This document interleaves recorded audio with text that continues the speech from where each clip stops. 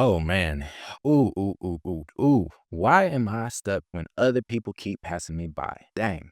That is a question that ate me alive for years. Oh my gosh. And I finally figured it out, okay? Because if you're anything like me, it is too true of a statement to like not meet most of your heroes. Because I've had the pleasure to meet a lot of the people that I looked up to in my industry, people that I thought were really killing it online because of how much money they were making. They had the cars, they had the lifestyle, they had the clients, like they were just killing it. And then I got to work with a handful of these people behind the scenes. I mean, people that I've seen on stages, people that I just thought were the bomb. I got to meet a lot of these people and they weren't more skilled than me at what we were both doing. And yet they were somehow like so much further ahead than me in terms of like accomplishing their goals. And I used to be so frustrated by it and I used to be so confused by it. I'm just like, how are they making this money and I'm not making this money? And I see other people having the same experience and I figured out how they're making this money and I'm not making this money. It's because they're playing a different game. And I think a lot of times we get confused about our peers because we see them talking about the same skill sets. We see them talking about the same things that we're good at. Like we see them doing all these things and we're looking at it as a one-to-one. But what actually separates you is the game that you're playing, not necessarily the cards in your hand. Like you can have a standard deck of cards and be playing completely different games, right? And so you can't expect to have the same outcome when we're playing different games. Like if I'm playing 21 and you're playing Texas Hold'em, like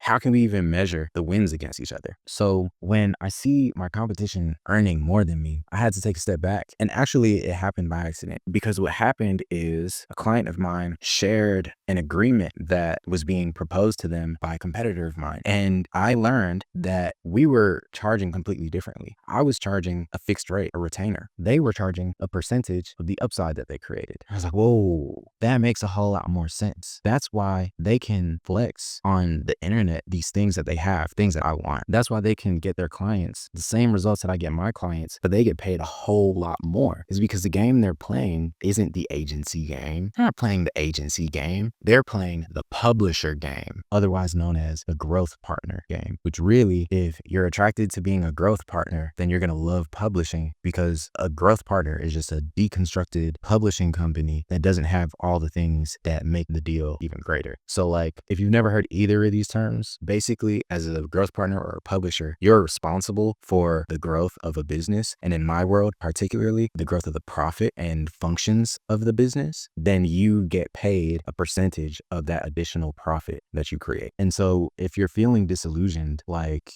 I don't understand how this person is making millions of dollars a year and I'm better than them and I'm not making $1 million a year, then like this video is your answer. It's because you're playing the wrong game, okay? Like you have to rewire your brain to play a different game that works in your favor. And that envy that you feel of like, they have this, but I don't have this and I want it, like that envy that you feel will start to dissolve. It'll just whittle away in the wind because now you know you're playing the game that pays you the most. And so you can continue doing what you're doing, but walk away with much bigger bags.